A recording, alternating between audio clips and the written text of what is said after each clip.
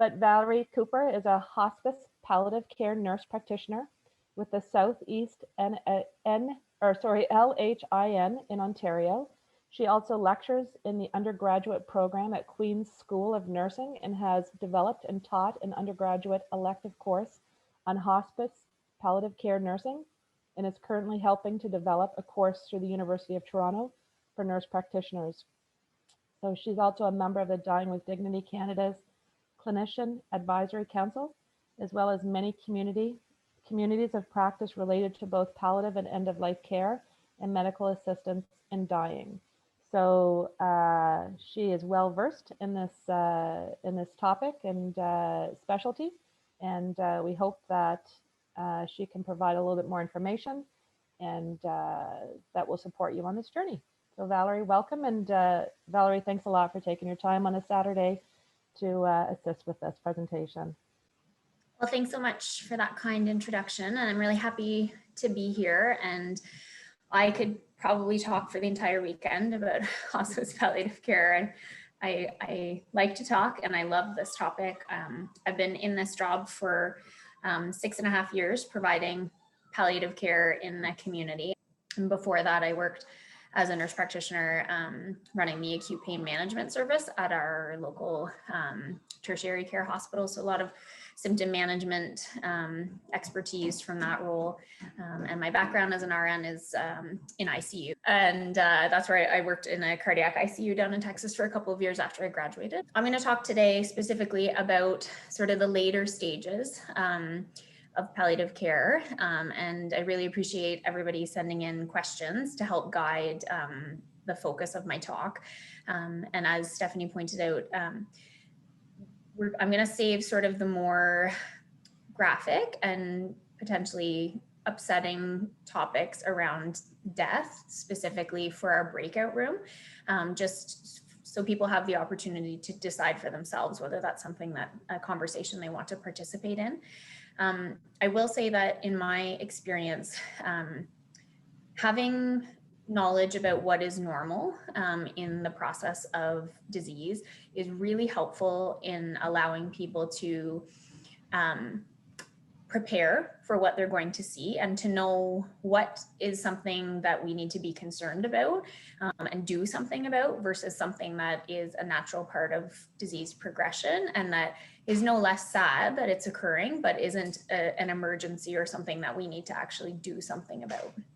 So with that in mind, I think it is really great that those of you who are joining us today and who are watching this recording are acknowledging that having that baseline of information is only going to help you to conquer the journey that is ahead of you. So thanks for being here.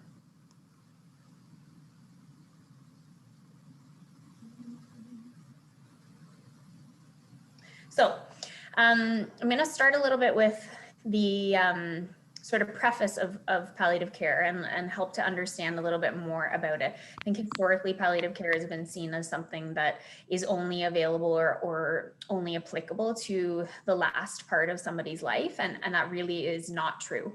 And we in the palliative care community and oncological community and chronic disease community are really trying our best to help people see the benefit of palliative care involvement, ideally from diagnosis, regardless of what the outcome of the diagnosis will be, that palliative care really is symptom management, and every patient deserves to have symptom management. So here's the definition from the International Association for Hospice Palliative Care, and it states that palliative care is the active, holistic care of individuals across all ages with serious health-related suffering due to severe illness, and especially of those near end of life. It aims to improve the quality of life of patients and their families and their caregivers.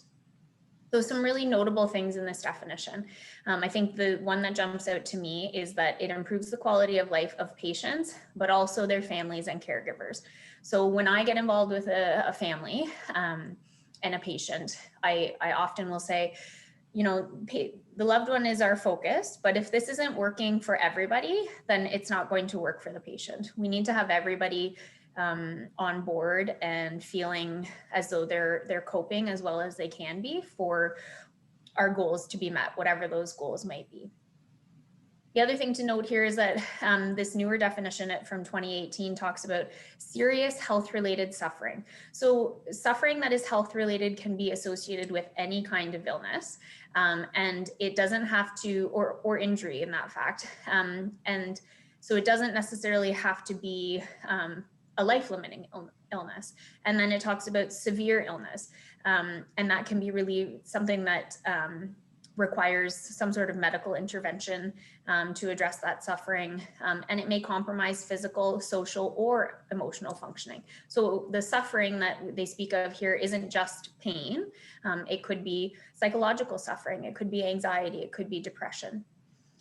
And then the idea of severe illness, as I've sort of alluded to, is that we're talking about any acute or chronic illness. So it doesn't have to be a life-limiting illness. It could be any illness that is causing health-related suffering. So it may not be that this person will die from their diagnosis, but that they are having suffering related to their diagnosis.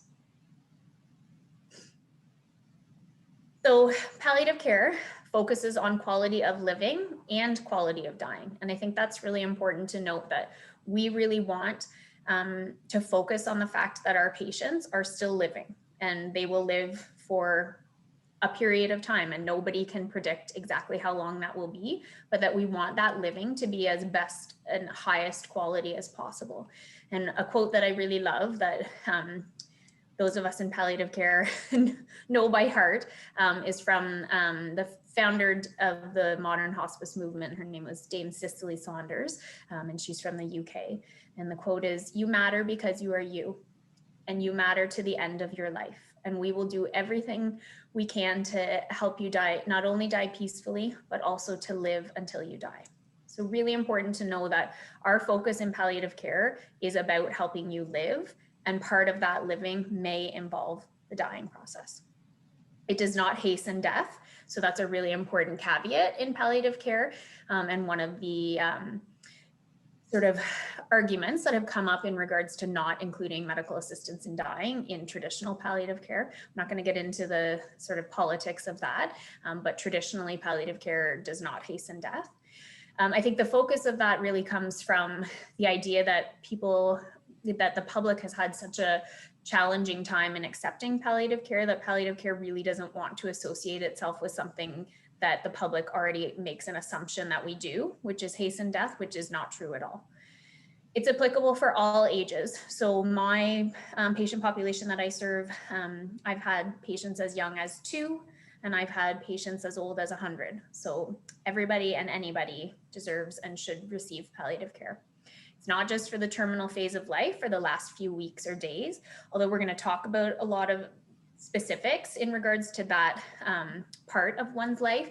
Palliative care, as I mentioned, should be involved from diagnosis ideally. It's for patients with life-threatening and progressive or life-limiting illnesses, including cancer and non-cancer. So although most of you on this call are dealing with pancreatic cancer in some way, many other diagnoses may be a part of your lived experience. So things like congestive heart failure or chronic obstructive pulmonary disorder. So those are all diagnoses that warrant and benefit from palliative care involvement. It's active care. So one of the worst things that we can hear is, "There's nothing more we can do for you. We're going to send you to palliative care." Like, we don't do anything. My job is very active. I do things all the time. I am constantly titrating medications. I am constantly thinking about alternatives to how we can address this issue, or what equipment we can get in place, or who could help with this, or what referrals we should make. So there is a lot more that we can do for somebody, even when what we can't do anymore is disease modifying treatment. And we'll talk a bit more about that. So it requires a set of knowledge, attitudes, and skill-based competencies. So palliative care is both a specialty and a general approach to care. And so our goal in palliative care is really to make sure, or to prepare our healthcare professionals in whatever role they're in, nursing, medicine, physio, OT, to recognize that all of us who work with any person with a life-limiting diagnosis or that has health-based suffering from their diagnosis is using a palliative approach to care, so a symptom management approach. So I often give an example to my nursing students of, if you have a patient who has asthma or COPD and you're teaching them how to use their puffers, that is palliative care. You are palliating a symptom of their disease. So we all should be able to provide a palliative approach to care because we all manage symptoms as healthcare providers. And then it varies across, depending on what population you're working with and the focus of your practice. So for me, I work with, I'm a palliative care specialist. That's all I do. I focus very concretely on managing symptoms. But your GP, your nurse practitioner who you see for primary care, they're also palliative care. They're also able to provide palliative care. Palliative care acknowledges the interdependence of the various causes of suffering. And this is really, really important. This really is the crux of what good healthcare should be, that we recognize that many factors play into the symptoms an individual is going to experience. So we could have two patients who have the exact same diagnosis, same age, same stage of cancer, for example, and yet experience their diseases incredibly differently because perhaps, single mom with breast cancer who works 2 jobs, who has no extended family locally, who can barely make rent month to month in a good month, is now looking at having to take time off work to receive cancer treatments. And conversely, we could have a mom the same age with a supportive husband who has benefits through her job, who has sick leave to take, whose in-laws and parents live in town. So those 2 people are going to experience their same diagnosis very differently. So understanding that all of that those additional components of an individual's life really have an impact on how that patient and family are managing.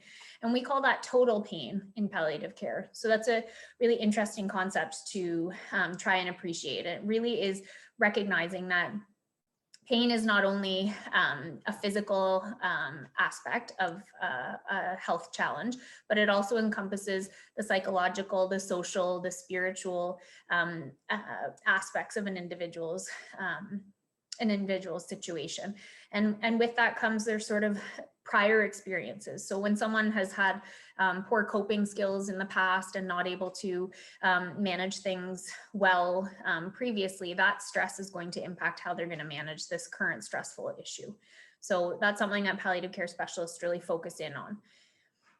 We also acknowledge that the illness experience impacts both the patient and the family. So as I mentioned before, both of those entities are a focus for us.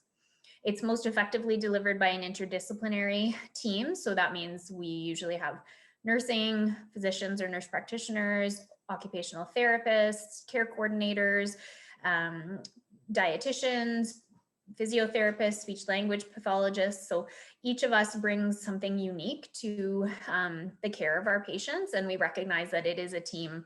We need to have that expertise across the board in order to meet all of our patients and families' needs. And I talked about this, it's an approach and a specialty. And ideally, it contains grief and bereavement care as integral components. And I think that's one of the things in palliative care we recognize we're not doing as well as we should be. We have a lot of services that can be put in place when someone is living. But for example, in Ontario, where I practice in home care, the patient who has the diagnosis is our client, is our patient. And once they die, the services are done. And so in order to provide that bereavement care for their family after the death, we need to get one of their family members, usually their partner, to become a client. So we have to go through the formality of getting a health card number and making a chart for them and doing an intake assessment. And it all seems a little bit bureaucratic when we're dealing literally in the last, potentially months and weeks of their loved one's life. So we need to do that better for sure. So this slide just gives you a picture of one of the many approaches that we use in palliative care to focus on a variety of aspects of an individual and family's experience of their disease. So in the middle are the patient and family, and the different characteristics of that of that family and that person specifically are going to impact the care they receive. And then we also have the external things that are going to impact them. So specifics about disease management. So what their treatment looks like, their physical experience. So what symptoms they may be going through, whether they have, what their functional level is. Psychologically, so how are they coping? How are their scores on their depression and anxiety assessments? Social, so as I talked about in the examples I gave with the breast cancer patients, you know, how much support do they have? Are they, what does this mean to them from a cultural perspective and from a values perspective? Financially, how are they managing? And then spiritual, so really focusing on, you know, what does that mean to this patient and family, and not making assumptions about individuals and meeting them where they're at and their needs. And that can change, right? And I often will meet patients who for a long time have not been religious or spiritual in any way, and this new diagnosis has definitely changed that, and they're looking for some more support there. The practical, that's an everyday thing we talk about. So regardless of your role within the palliative care team, we're constantly talking about, you know, how are you doing at home? Like, do you need any more equipment? Like, how are you able to get some respite? Are you able to get, you know, in and out of the house if you need to? So all of those activities of daily living, and you know, who's looking after your pets, or what's going to happen to your pets if you have to go into the hospital. So all those practical things are really important, because that might be the most important thing for that patient and that family. And then we have loss and grief. So as you guys have probably experienced, right from the moment of diagnosis, there are constant losses, right? There's the loss of the future. You know, as function changes, there's the loss of independence, you know, the loss of potential. So it's not just the death of an individual that's a loss. It's all of the things that change across the time, from the time of diagnosis until the time of cure or the time of death. And then the end of life management, and the actual death, which is what we're going to focus in on a little bit more today. And that sort of discussion of legacy creation and having those hard conversations, and taking advantage of a situation that many people don't have the benefit of achieving. I know before I got into palliative care, and I think for most people, if you ask them, how would you want to die? Would you want to die a slow, you know, decline over time, or would you just want to not wake up in the morning? And most people would probably say they just don't want to wake up in the morning. But when I see the beauty of being aware of where one's at in their life and being able to take the time to say goodbyes and to prepare and to share their desires and their hopes and their wishes for their family, that is a beautiful, beautiful gift that not everybody gets. And so I really hope that that's something that we can focus on a little bit today, in changing what hope means and helping to create that legacy. So I think this is the traditional approach to palliative care that we're used to seeing. And when I started practicing in palliative care 6.5 years ago, this was how we looked at palliative care. So the beginning at the diagnosis, most of the focus of care is on therapy to modify the disease. So in cancer, for example, this is when we're doing lots of chemotherapy, radiation, potentially surgery.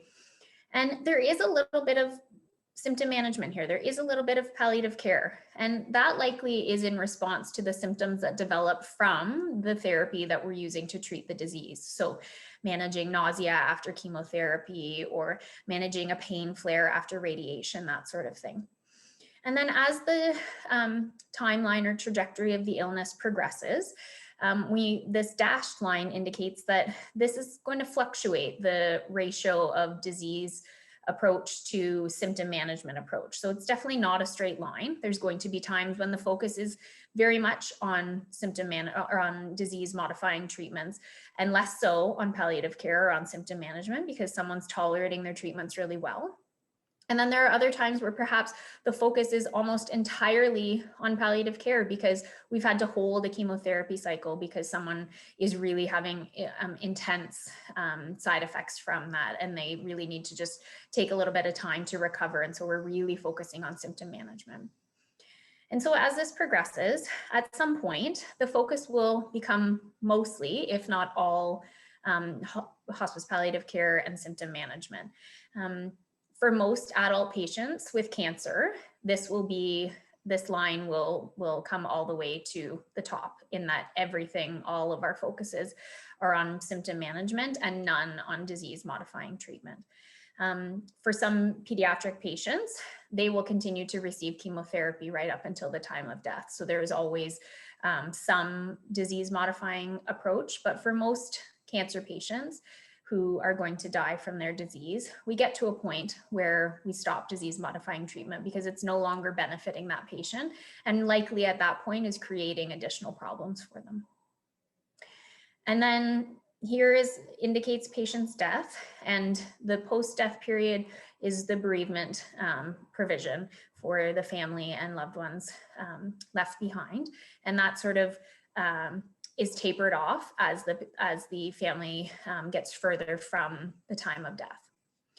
One thing I want to highlight here, because it's mentioned this a couple of times and it's actually in my title, is the wording hospice palliative care. So in Canada, hospice palliative care is one and the same. So people often ask, well, do you work in a hospice if your title is hospice palliative care? And in Canada, it's hospice palliative care is given in any setting. So hospital, hospice residence, in the community, and is meant really to denote that it involves both end-of-life care and ongoing symptom management.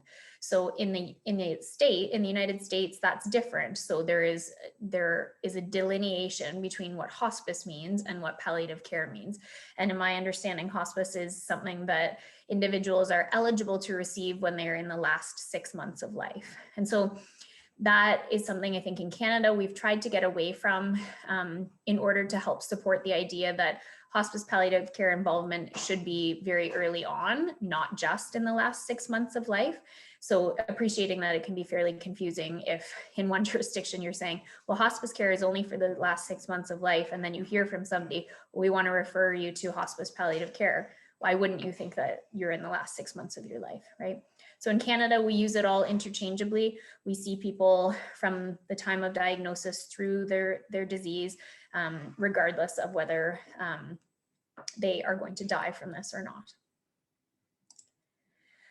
And then, the pictograph I just showed you is sort of the old approach, and this is the newer approach. And it does take into account the fact that, especially now, that many patients, many cancer diagnoses especially, are treated more as chronic diseases than they are a life-limiting diagnosis. So we highlight here with this what's called the bow tie model, because that's what it looks like.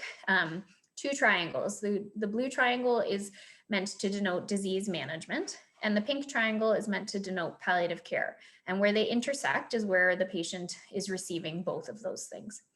So the disease management enhanced model shows that our focus is on disease management. So we have chemotherapy, radiotherapy, hormone therapy, targeted therapy, surgery, all of those things that are trying to address the disease specifically.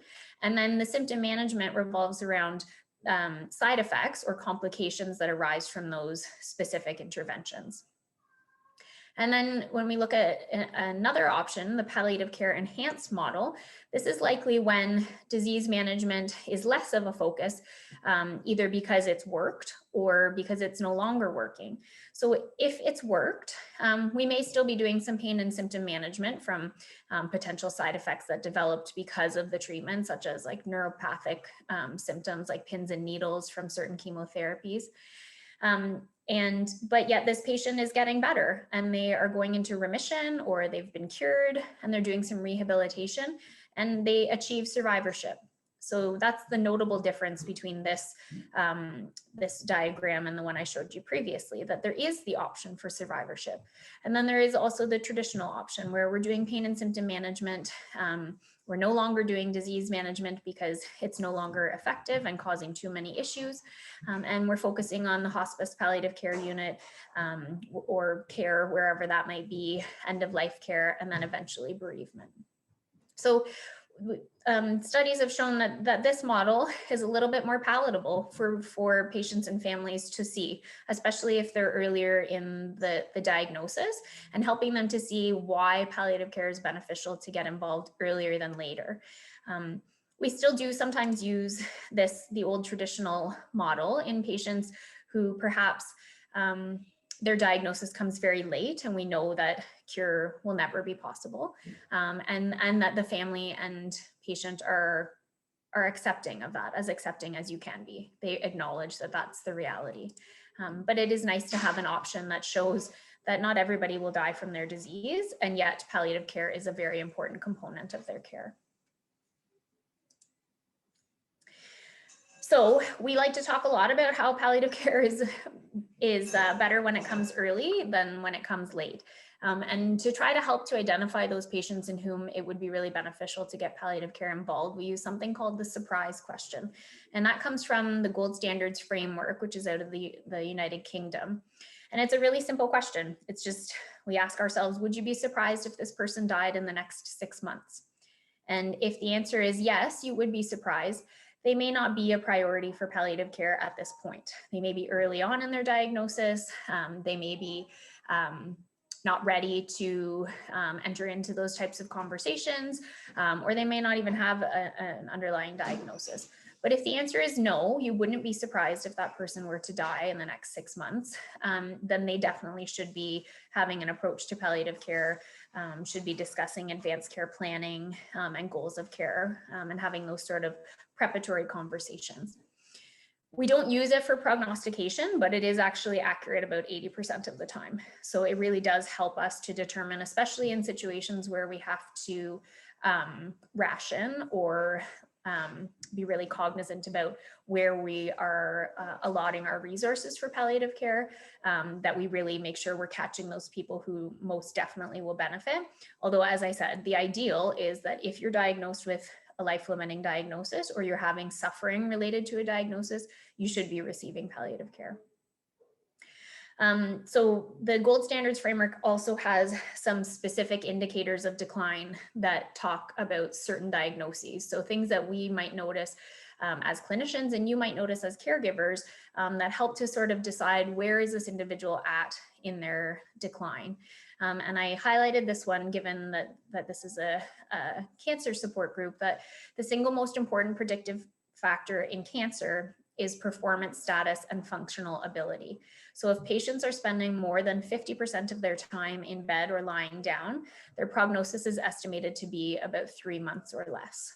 So helping us to determine how much time somebody has left and how long that might be and what that is going to look like, as I said at the beginning, can be really helpful in supporting families to cope with the changes that they're seeing and know what are things we need to be worried about and what are things that are part of this process.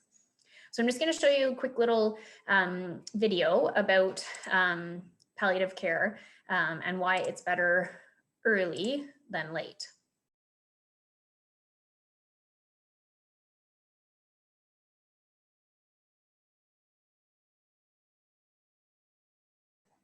So I hope that was surprising and a positive thing to learn about palliative care, that people actually live longer because they get early interventions with palliative care. And so it always makes me smile to hear that, to know that people are living longer and living with a better quality of life when we get involved early. So this is one of the communication tools that we use in palliative care. And some of you maybe have heard this terminology. We call it the PPS.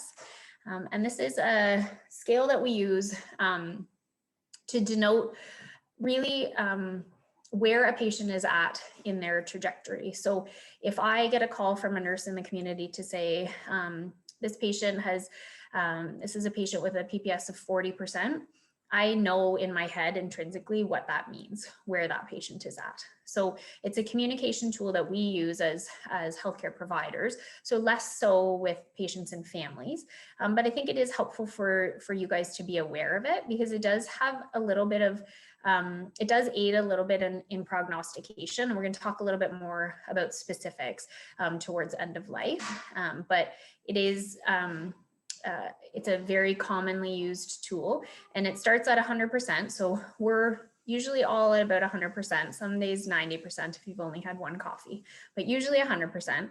And then death is 0%. And so it's a 10% increments, so decreasing as disease progresses.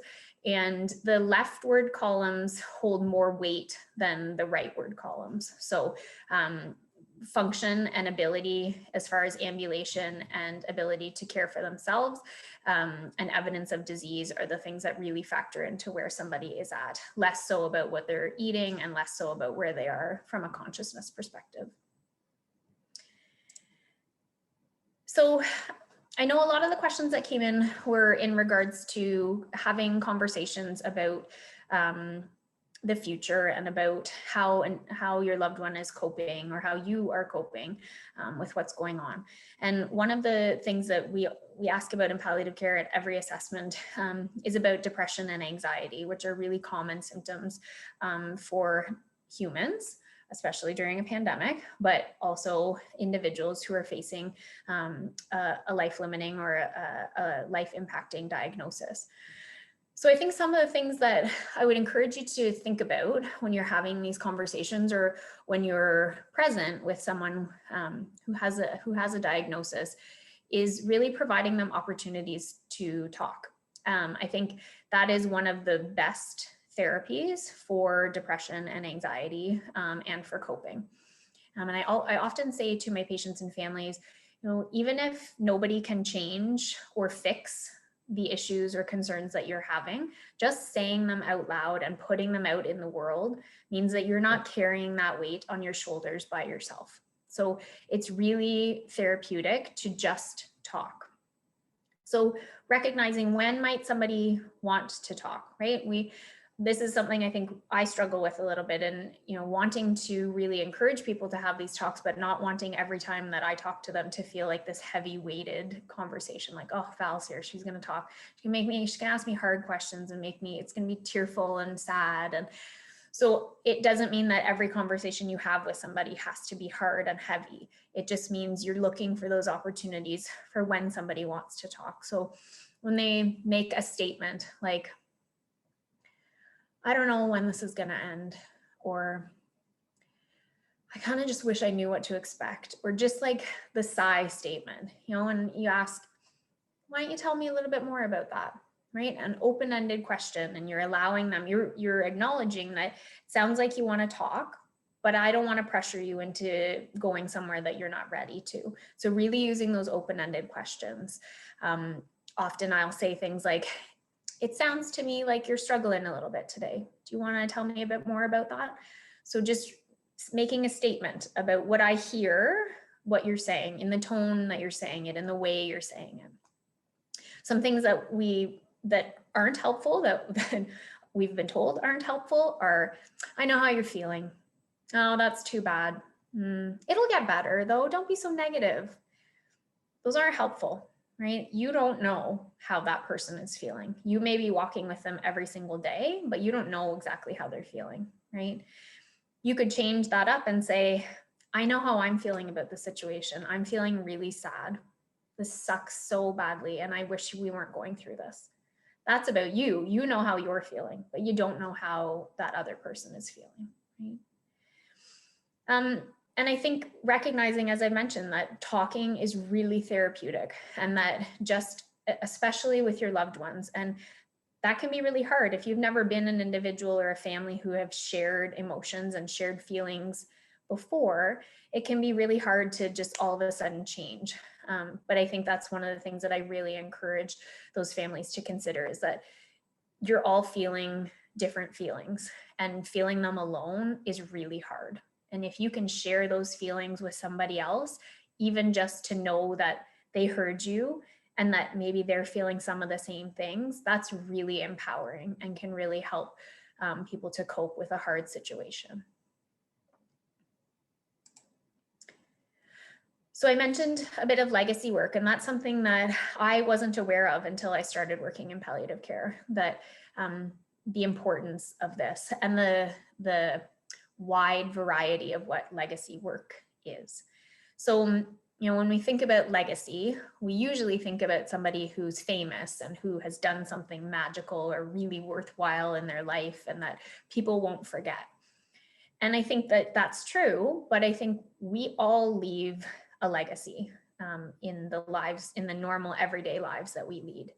And so some of the things that I like to point out to my patients and families in regards to legacy work are simple things like a wife teaching her husband how to do the laundry.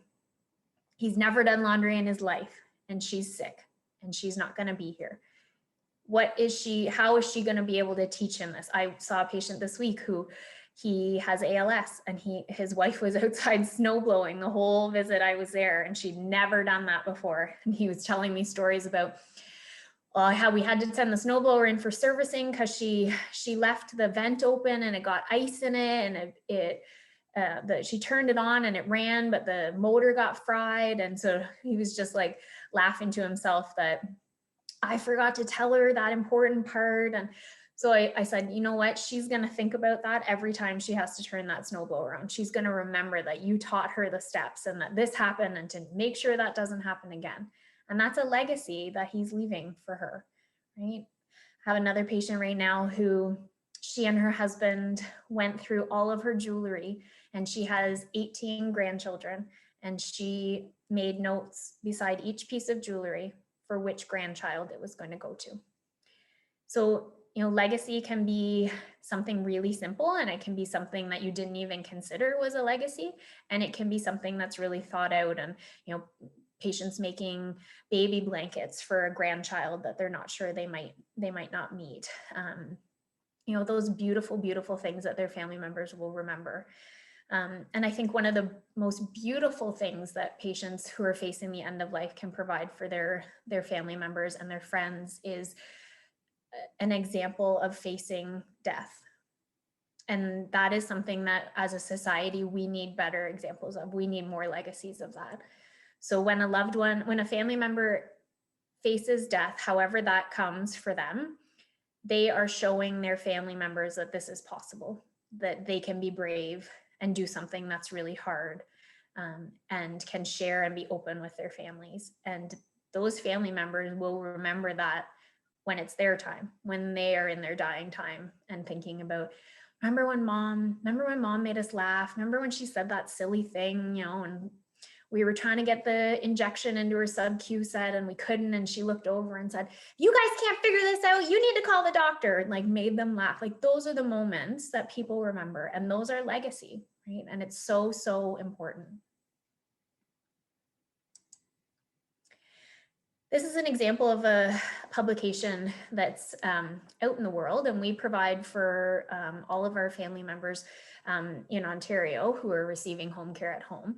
And I'm sure there are many, many other examples of this. You can get this product at the Canadian Hospice Palliative Care Association website, but it's a very easy to read as far as language is concerned, step-by-step guide to everything from providing hands-on care to coping to questions to ask. And I think it's a really great idea to have something to reference when you're in those moments and you're thinking, how am I going to get through this? Or forget what I was supposed to do here, or just to have something written in plain language that you're able to reference is really helpful.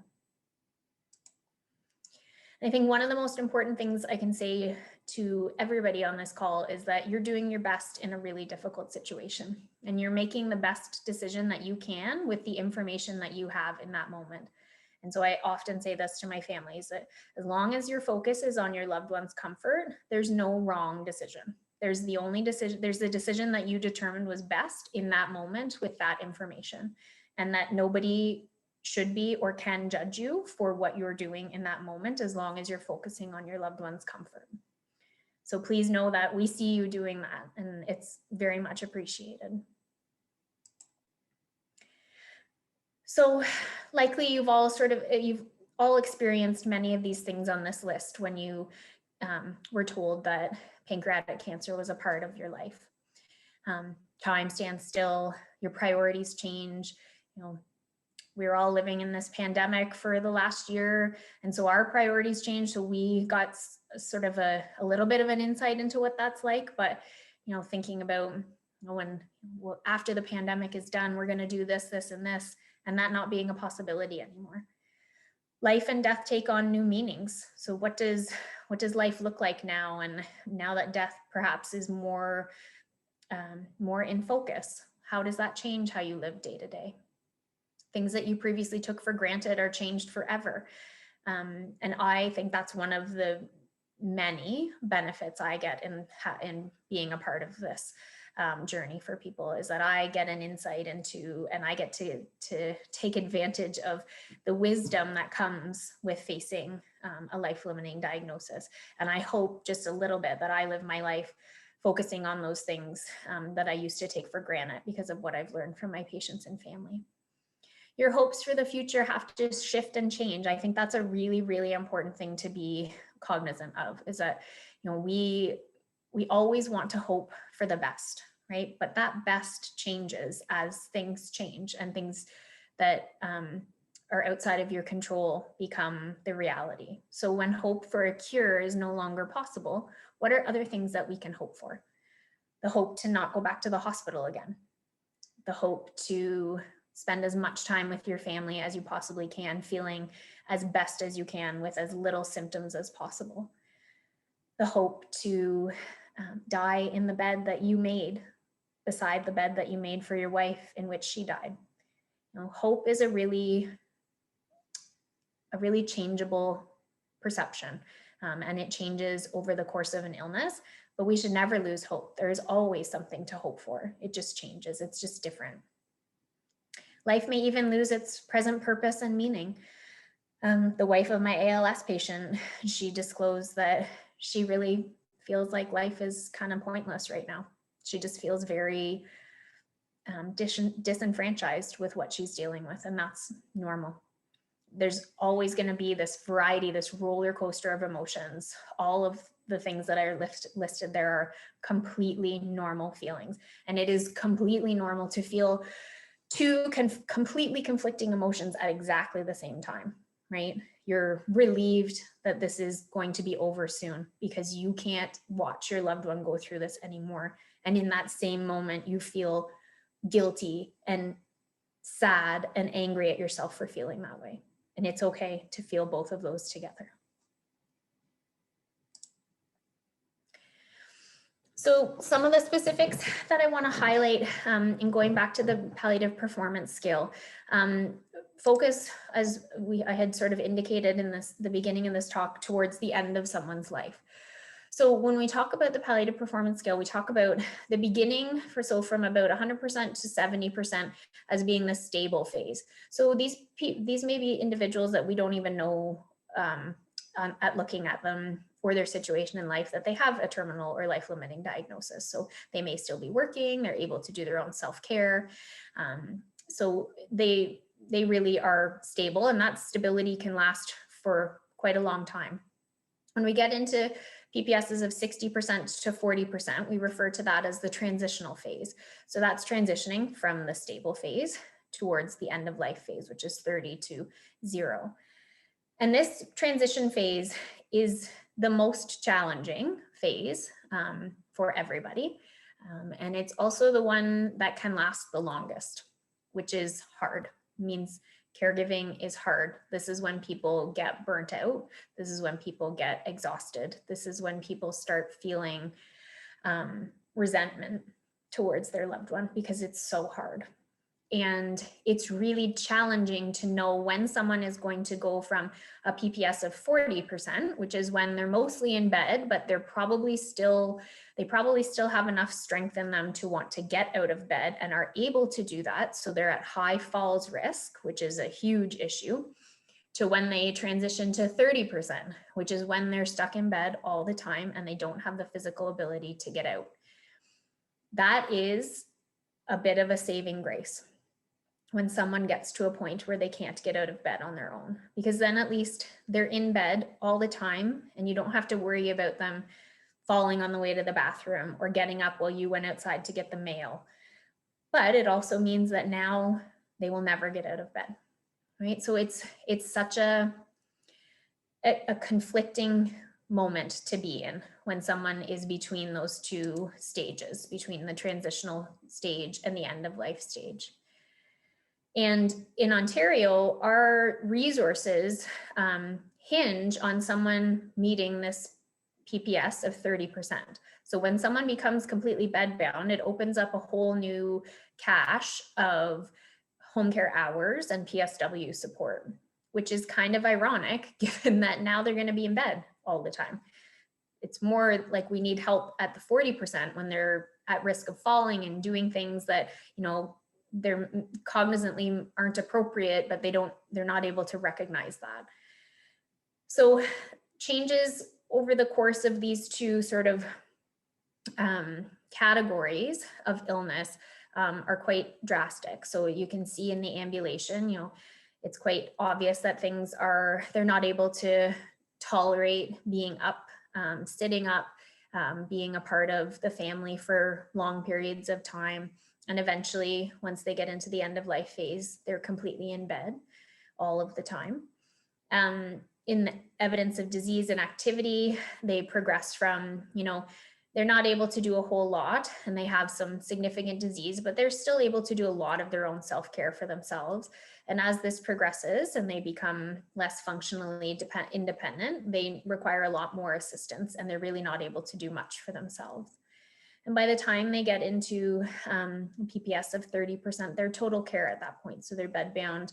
They probably have very little energy, might not even be able to hold a cup or clean their teeth themselves. You can see here in the intake, normal or reduced happens for a number of PPS increments. And that's important to recognize that things are going to change as far as intake and wax and wane, and have moments depending on medications and side effects where they might be eating completely normally and other times where they just don't feel like eating anything. And then from a consciousness perspective, most of the time patients are quite awake and conscious, but spending a lot more time sleeping in the transitional phase. And then in the end of life phase, maybe sleeping most or all of the time at that point. So some signs and symptoms that death is getting closer.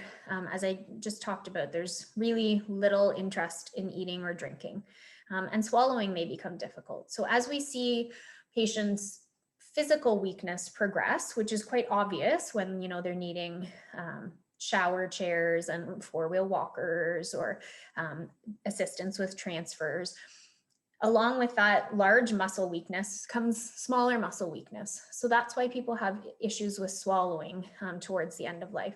All their muscles are becoming weaker. And when you actually look at the physiology and anatomy of swallowing, there are dozens of muscles and nerves that require precise innervation in order to swallow safely.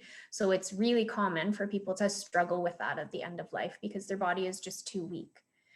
The other thing to keep in mind is that as patients' bodies are failing, their body knows what to do. It's almost like labor. When we think about when someone is pregnant and they go through the stages of labor, they don't need to tell their body anything. Their body does this. Their body knows, the woman's body knows how to progress and what the next stage is. It's the same with dying. When someone is approaching the end of life, their body knows that they don't need any more food and they don't need any more fluids. Their body is progressively slowing down and shutting down. And so recognizing that their body knows what it's doing. And if we try to force that and we try to circumvent that, likely we're going to make them feel worse. And that's not at all at this stage what we want to do. We want to focus on their comfort. So again, recognizing what's normal. We often see changes in breathing patterns. So breathing may become more shallow, may become quicker, or it may become slower, or any or all of the above. It may appear to us that breathing is quite hard or difficult, and it may sound congested or rattly. And those are all, again, related to the weakness of the muscles. Our breathing is a very, again, complicated physiological process. And as our body weakens, it is more difficult to breathe. The reassuring part of that is that by the time an individual gets to this stage, they're likely not aware any longer of what is happening, or that sound that we might find really disconcerting is even occurring to them. Because their breathing is so shallow and they're not exchanging oxygen and carbon dioxide as efficiently as we are as higher functioning individuals, that means that the levels of the gas in their blood actually allow them to be less aware. So they work hand in hand. They may have an irregular heartbeat. So if you feel for a pulse, it may not be a steady beat. It may be very irregular or very weak or thready. They may experience some anxiety and restlessness. I think one of the most comforting things that I have seen in my patients is what we term terminal agitation, which sounds much worse than what it presents as. Individuals who are at the end of life often, and I would say 100% of my patients, have exhibited some amount of dreams or visions or experiences of people who have died before them. So it is incredibly hard to not believe in something else, whatever that belief might be. They see their wife and they are convinced she's here and she's come and she wants me to go with her. And his wife has been dead for years, right? Or this pervasive need to get on the road and go. We need to get going. I need to pack my suitcase. Can you hand me my boots? I want to put them on. We need to go. This idea of getting on the road, going somewhere, or returning to somewhere they used to live, returning to their childhood home or the place that they grew up in. So those are all really, really common. And we call it, as laypersons, confusion, because we have never been where they are. But as someone who's journeyed alongside so many individuals, it is pervasive and so reassuring for me to hear that a patient is talking like that, is seeing those things. It means they're doing the psychological work of getting ready for the end of life. They're often much more sleepy. They are asleep most of the time, if not all of the time. And eventually, in a natural death, they're sleeping all of the time, and then they don't wake up. They have much less urine, or sometimes none at all, and they may be incontinent of urine, whereas they might have had full control of their bowels and bladders beforehand. And they often get cooler to touch, and you might notice some skin changes. So all of those things are really discouraging to see and to experience. And although I'm able to talk about them quite frankly, it does not negate the fact that watching these things happen to your family member is incredibly upsetting and signifies that they're in the last little bit of their life. But there are many, many things that you can do to provide comfort for them and to provide comfort for you, right? At this stage, we want families and loved ones to be able to do things that they feel are making a difference in the experience of their loved one, and are also providing them with something to do, with something to hands-on tasks to make meaning of what's happening. So physical touch is never wrong. Being present and holding their hand, sitting vigil and bearing witness to what's happening. Providing mouth care, so when someone's no longer able to swallow, using swabs to swab their mouth, a warm cloth to clean the corners of their mouth, lip balm, Vaseline to provide comfort. If they are able to swallow and to eat, allowing them to eat what they want, when they want, and as much as they want for comfort. So I called a patient yesterday and he answered the phone and he sounded quite good. And I spoke to his daughter afterwards and we were talking about what I had called about and said, "Your dad sounded really good." She said, "Yeah, he just had a shot of whiskey with his 3 sons." Awesome.